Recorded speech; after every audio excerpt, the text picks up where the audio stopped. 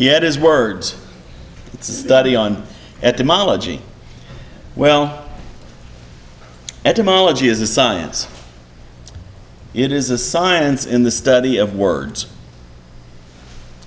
There are some basic rules or understandings of etymology, and you've got to realize nobody has created English necessarily, and so since there wasn't any creating of English, it has derived over centuries.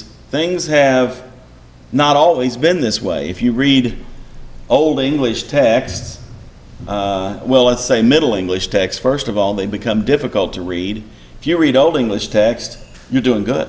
You can get back to some Old English and not have a clue of what's being said. So, over the centuries, language changes. And in our own century, language has changed quite a bit. So, we can't expect everything to remain stagnant. And today, we're going to talk a little bit about the idea of etymology and just about the idea of words and how they develop and how they change over the centuries. Now, some of you may wonder, what's this got to do with what we've been going over? You'll see in the next session, as we apply what we're learning in this session, it will begin to reveal why I need to do this. I need to do this to make it not look so much like Frank is just randomly changing the meanings to words. So let's study how words develop over centuries. One thing you've got to understand, and I'm going to do a little explanation here, a little graphic explanation on how words develop and how they do not match exactly what's going on in another language. So the title of this is Words Are Buckets in Which We Keep Ideas. You see, a word contains a lot of different ideas. There are associations and various things that are made within each language. And so what I'm going to do is I'm going to take an English word and a Hebrew word. And I'm going to take the English word that this Hebrew word is translated into. In other words, when you look in Scripture, you find this Hebrew word, and it is usually replaced with this English word. So, start out with the word is cattle. That's going to be our first word bucket. So we put that down on the bucket. Now the Hebrew word that is translated as cattle is the word behemoth. And so we're going to put that down on the Hebrew bucket. So we have an English bucket and a Hebrew bucket. Most people think when they first start studying languages, and especially when they're on the Sunday school level of understanding, that the Hebrew word in the Bible means exactly what the English word in the Bible does when we translate it. But that's not necessarily the truth. And so today, what we want to do is look at what the English words are that we put in our word bucket and the Hebrew words are that we put in the Hebrew word bucket. But the question is, what does it mean in Scripture? The meaning in Scripture is the word bucket surrounding the Hebrew, not the word bucket surrounding the English. So let's see how this works. First of all, kine. Kine. Now in Hebrew that's bakar. Now kine is a group of animals. Do we consider kine to be cattle?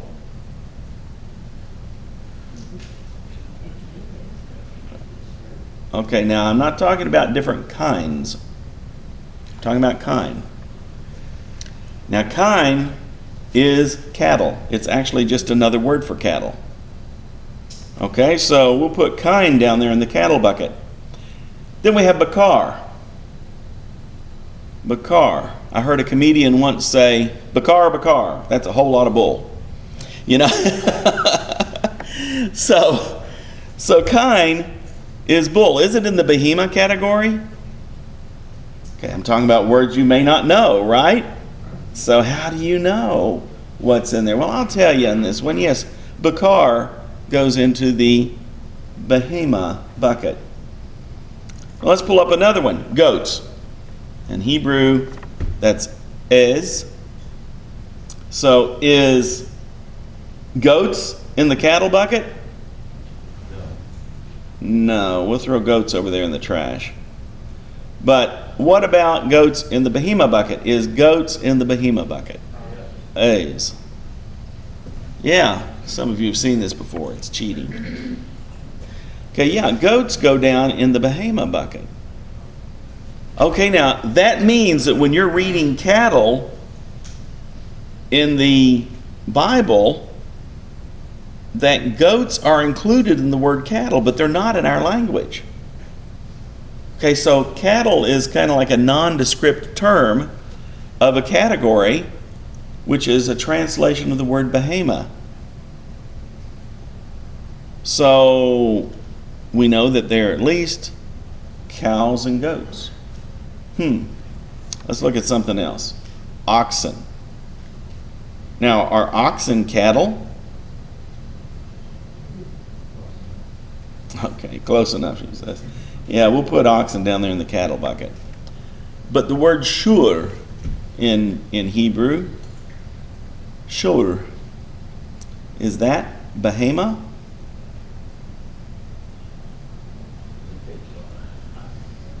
Okay, yeah, sure. All right. Sheep. Sheep, are they in the cattle bucket? No, sheep go over in the trash. That's where they belong. Okay, but then we have zon. Zon are sheep, do they belong in the behema bucket? Yeah, if goats get in there, the sheep do too, I guess. So let's put it in the behema bucket. Next one, a lion. In Hebrew, that's ari. Lion. Does lion belong in the cattle bucket? No. Have you noticed something? We're getting an awful lot of things that don't belong in the cattle bucket, but do belong in the behema bucket.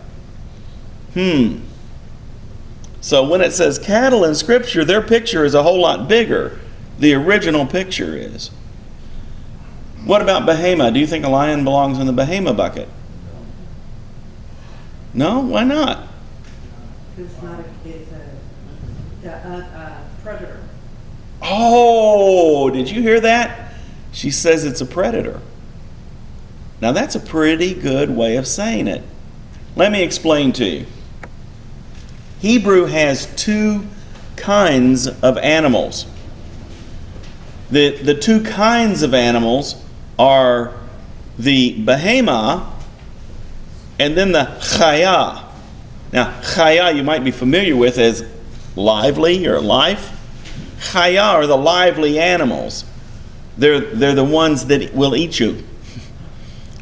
And so it's a ferocious or a wild beast. And so you have more the tamer beast and then the wild beast. Okay, you have the beast that might work for you and the beast that might not. That's a good distinction. Thank you for suggesting that, because she happens to be right.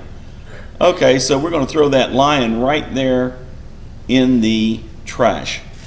Now, keep in mind, out of everything we've pulled up so far, that's the first thing to go in the trash on the Hebrew side. And there's been a lot in the trash on the other side. So when you read Scripture, maybe what you're reading has different word buckets, and they're putting it into English to give you the best idea of what they can convey with English, but it still may be somewhat inadequate to be able to argue a point. You know, if you went into the local church and said that when it said cattle, that was talking about sheep, you're likely to get an argument out of most people, unless you could give a good presentation. But who really cares? You know, I mean, whether it's cattle or sheep, what difference does it make? Well, it probably doesn't make any difference on behema. That's why I'm using that word. But you have to understand there's a whole bunch of other words that theological doctrines are built upon. That's where it starts causing trouble. And that's why it's important to look at it from a Hebraic perspective. You have to go back to the Hebrew and start looking at what the word buckets are there. Now, I have to warn you, I am not suggesting that everybody needs to be a Hebrew scholar. But I am suggesting that if you haven't studied the Hebrew, it's time to lighten up on what everybody else believes and knows, you know? A lot of times people want to get real dogmatic and fight like crazy for a particular doctrine, and they haven't even got a clue what the Hebrew means. Now, if you happen to be one of those people who know 15, 20 words in your vocabulary of Hebrew, you don't know what the Hebrew means either. Okay, I just want to share that with you. And even, I've heard people say, well, they speak Hebrew fluently, you know, so-and-so speaks Hebrew fluently, and therefore they've got to be right. No, that doesn't mean they have to be right any more than I speak English fluently, and if you ask me a grammatical problem, I may not give you the right answer. I may have to sit there and think about it for a while. How many of you guys could give the exact right answer every time with grammar, but still speak English? See, that's the problem. So sometimes it takes a little bit more learning, a little bit more thinking through than just to spout it off and throw out the answer right away. Okay, let's pull up another one. Buffalo. Now, is buffalo considered a part of the cattle family? All right, yeah, it is. Now, it's interesting, if you listen very carefully, you will see that the word is to buffalo in Hebrew, buffalo. Now, the question comes at this point, did we get the word from them or did they get the word from us? They got the word from us. 'Cause What makes you think that? Buffalo were not living in that continent. Did you hear her? Very good reasoning. She said they got the word from us because buffalo weren't living in that continent. This is out of a modern Hebrew dictionary. It's not out of an ancient Hebrew dictionary. However, she's wrong. Buffalo were living in that continent. Really? But bison were not. So she's right and she's wrong.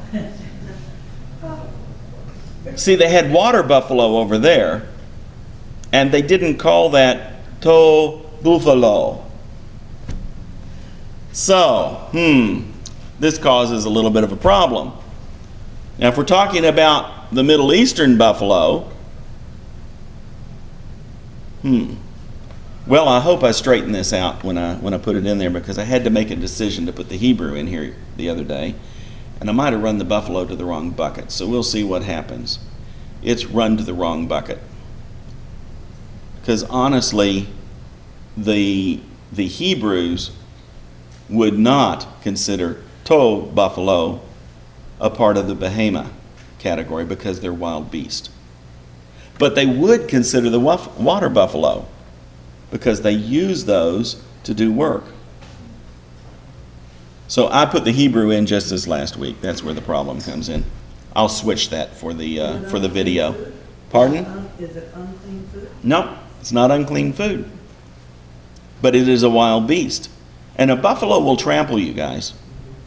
You have to be real careful around buffalo. Fell out at Yellowstone a few years ago, decided he wanted a good picture of a buffalo. Buffalo was sitting out there in the field, so he set up his camera, aimed it at the buffalo. Buffalo's still laying out there in the field. He didn't want a picture of a buffalo laying out there in the field, so he thought, I'll go get the buffalo up. And so he walked over and he kicked the buffalo, which was the last thing he did. The buffalo got up, trampled him, laid back down. They got it on film because he was the one there with the camera. That's not the way you treat a wild beast. And it really isn't a good way to treat just a regular old bull out in your pasture. You might get trampled the same way. So we've got to remember that wild beasts are not to be played with. And this is a perfect situation where you look at the Hebrew and you look at the Greek and look at the Hebrew and you look at the English, and you have an example where something that is in our category really is left out of another category, but something that is in their category will many times be left out of our category. So we have this dichotomy going on. Okay, camel. Is a camel a cattle? No, it belongs in the trash. Is a camel or a gamal a behemoth? Yeah, it is. It's not edible. You see, you were catching earlier that most of these are kosher beasts, but that's not where the line goes. That's not the delineation. The delineation is more in line with whether or not they are docile and work with mankind. Not always. We have some that wouldn't work under that condition. Gazelle. Is a gazelle cattle? No. No, a gazelle is not cattle. Okay. What about a zvi? Are they behemoth? Yes. Yeah, they are. Really? Isn't that strange? Because they are, you don't really train them, but they're still docile animals. And they're not high on the food chain, you know? So that one is kind of a strange mix. A buffalo will trample you, and I suppose that if you lasso a gazelle, you may be in trouble too. I don't know. But as far as a gazelle, you're generally not going to be attacked by them. Okay, an elephant or a peel. What about that? Is an elephant cattle? Okay, no, we'll throw that one into the trash. But what about peel, an elephant? Yes. Okay, here again, we have a problem. Because an African elephant is a wild beast and cannot be trained. An Asian elephant is a workhorse. It's like a bulldozer with blood, you know? So these categories just aren't really exact, are they? An African elephant would definitely go in the trash. An Asian elephant would probably go under behemoth. So we'll go ahead and put it under behemoth because they were closer to Asia than they were. I mean, they're kind of in the Asian work there, or the Oriental area. In fact, Israel is called a part of the Orient, so we have to kind of go with that. Okay, so look, we only had 3 things that we put in the cattle bucket, and then we had many, many things in the behemoth bucket. And look, only the lion didn't belong in either bucket. It was the only one that singly was in the trash. Are you getting what I'm talking about here? You see, we can't just make doctrines based on the English. You can't do it on the English from the Greek either. You have the same problems. But I'll tell you, it even gets more complex than that. In our Biblical Research Techniques course, we do several of these to show the diversity or how bad the problem becomes. Because there is a word that is translated into Greek. It had no Greek equivalent. And then it was translated into English.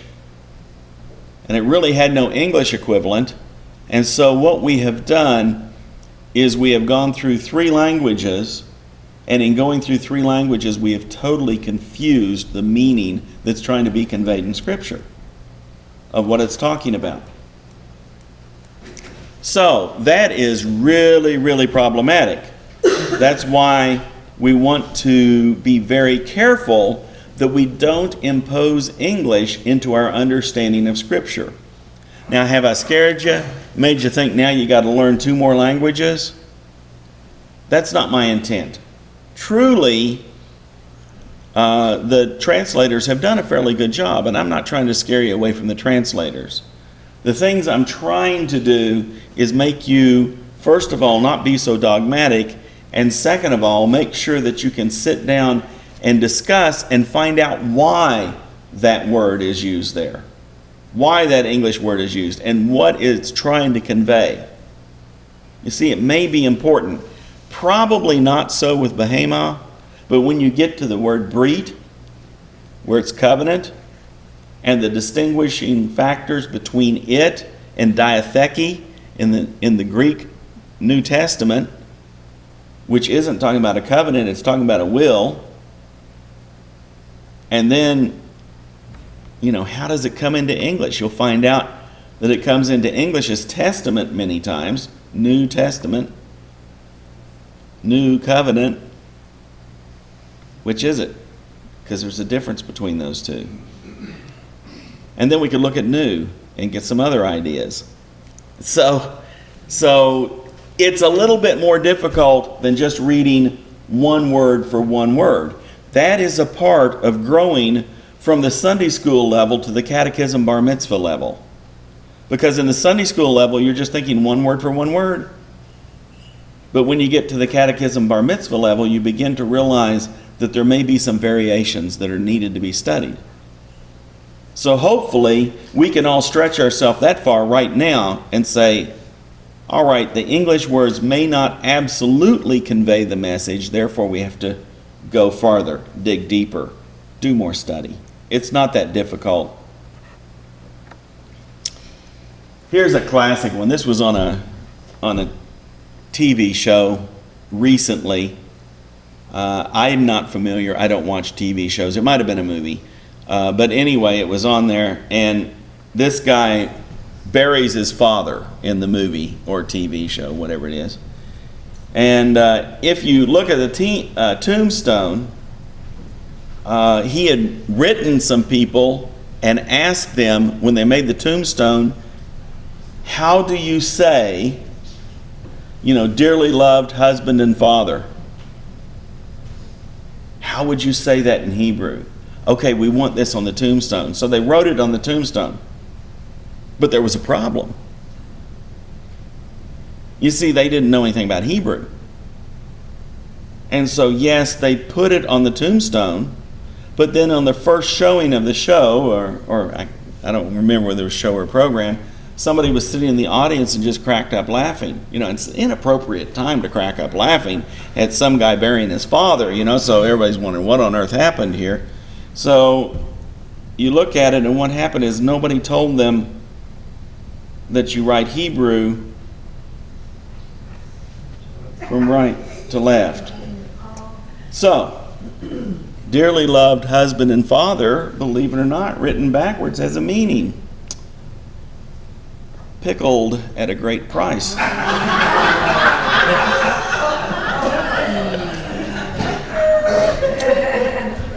Okay. You've got to know a little bit about what you're doing, right?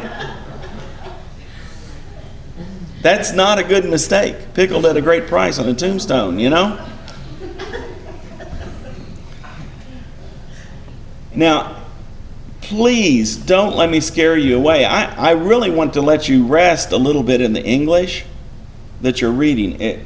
It's okay. They've done a pretty good job of translating it. The problem is not the translation. The problem is the argument and the trying to beat somebody over the head. You know the right thing. It says cattle there, and it must mean cattle, and that only means cows, and you can't tell me it means goats. You see? That's where the problem comes in. If we understand that there's a little bit more, we can A, study a little bit more, B, present our arguments a little bit better by saying, well, that really is a Hebrew word, and the concept in the Hebrew is a little bit more inclusive than our English word. So you can present it in a nice fashion. Well, let me tell you, if they're not asking, they probably don't care anyway, and there's no use presenting it.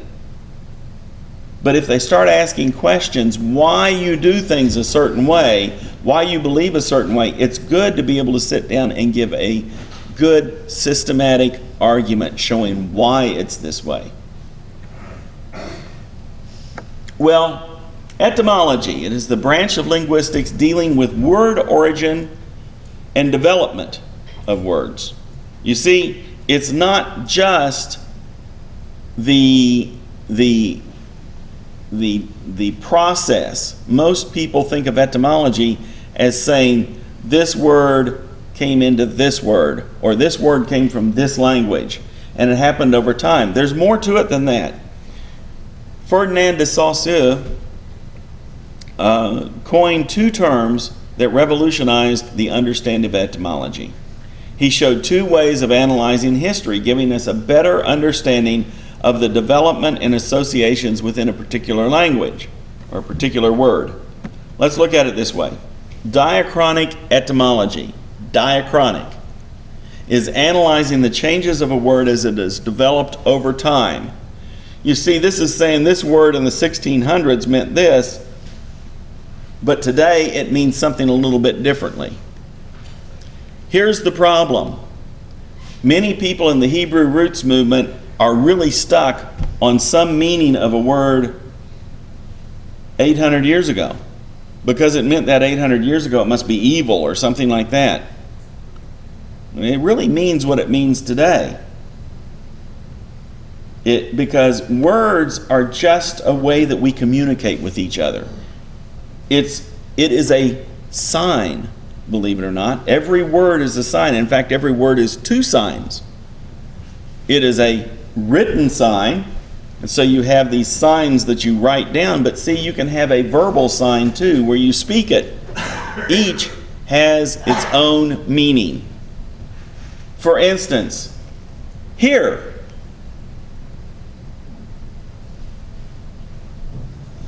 Now you all have an idea in your mind what that is. How many of you thought I meant here?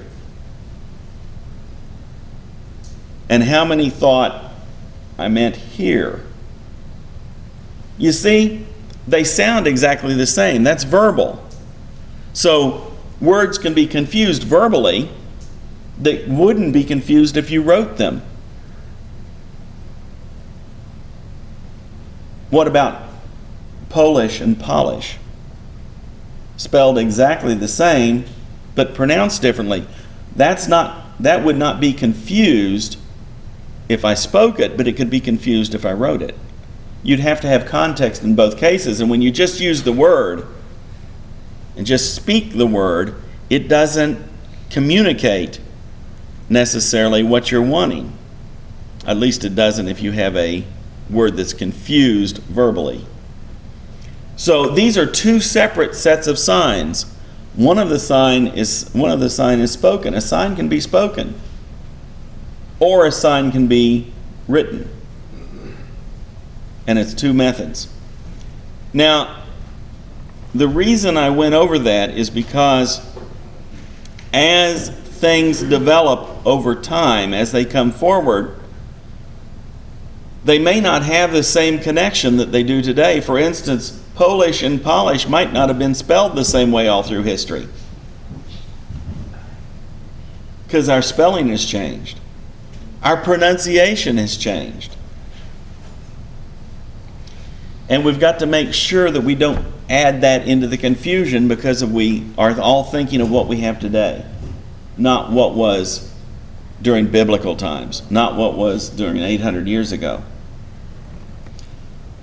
Synchronic etymology is analyzing a word from a particular time period in history without reference to its historical antecedents. In other words, it doesn't matter how it got to that. It's looking at it and saying, it meant at this time this, and it connects to these words in this language.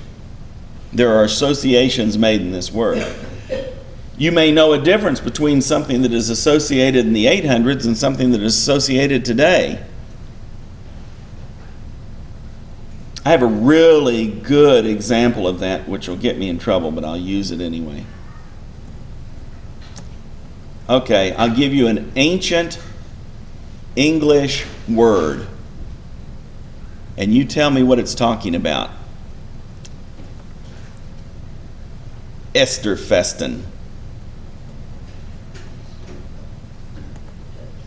Say it again. Esterfesten. Notice what she said, Feast of Easter. Okay, makes sense. All right, that's what the Jews called Passover Seder. So I'll let you all deal with that. We'll go on. Okay, with diachronic etymology, analyzes the changes of a word as it develops. So here we're going to do that. Baptize is a verb. It immerse in water, christen. Okay, notice we just had immerse in water and christen as the same thing. All right. Then it goes through the various things. 1280, baptizen. Later, baptizen. About 1300, borrowed from an old French word. I'm sure I couldn't pronounce it right, so I'll let you all look at it. Baptizier. All right. Learned borrowings from Latin. Baptizar. From Greek, baptizan. To dip, bathe. From bapthen, or bapthen. Okay, I'm slaughtering the pronunciations, so don't go there. But anyway, if you will look, it's related to bath, a dipping, cognate with the old Icelandic kvekja. To press under, drown. From Indo-European, I guess it's gwib. Okay. The Normans ruled England through much of the 11th and 12th centuries and has continued their presence in English to this day. French became the language of the aristocracy. It became fashionable to mix French words with English language. Due to this intermingling, the French and the English,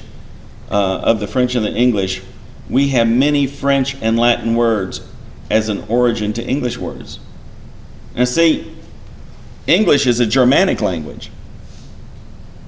It's not a French language or a Romanic language, which is from Latin.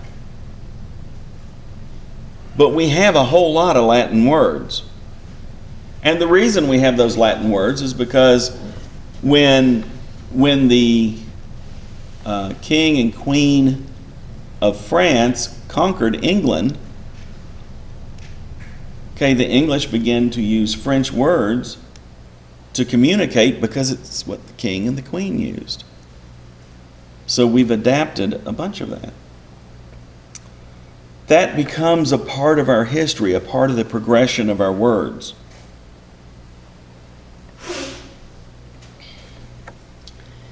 If you'll remember, I said yesterday or the other day, that little Johnny was the one who was the Baptist, and his mama said that they were going to go baptize. And then little Jacob was the Methodist, and he said that they were going to go baptize somebody. And remember, they saw two different things. When they came into English and wanted to translate the word from the Greek, all they did was transliterate, because they knew that there were so many practices by the time it was translated into the English. By choosing one of them, they were alienating other people from reading the English Bible. So it became important just to remain neutral on that topic and allow them to determine what it meant. It actually wasn't some evil by a translator who was trying to hide the truth. It was somebody who was saying it's more important we get out the truth than to quibble over this word. And so he transliterated the word. Diachronic analysis has little value for the purpose of communication. Anybody who tries to tell you that a word is pagan because it was a pagan word 1,800 years ago or 3,000 years ago, they really just aren't thinking. They are looking at things from a Sunday school level. where the word can only have one meaning. And if it was ever picked up by a pagan, then it's got to be owned by a pagan for the rest of eternity. You know, that's kind of silly. It's like pagans get copyrights and good people don't. I have heard all kinds of words forbidden for you to use. Now, it's kind of good that they're doing that. Let me explain why. They are limiting their vocabulary to such a degree they can't get their message across. Okay? And they really shouldn't be teaching yet. If they're thinking that, they shouldn't be teaching. So anyone who approaches you with that and you try to tell them that that's not necessary and they keep on being argumentative about it, then give them a few more pagan words, okay? Anything you can figure of, just throw another pagan or two word in, and